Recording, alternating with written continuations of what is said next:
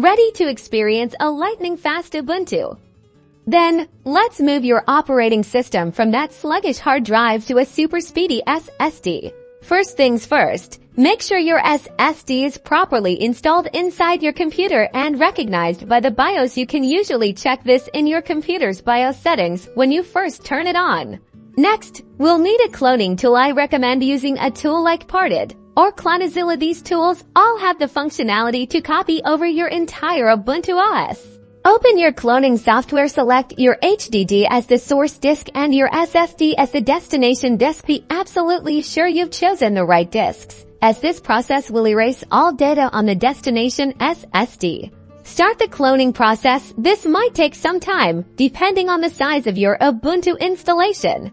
When the cloning is complete, reboot your computer and enter your BIOS settings. Locate the boot order menu.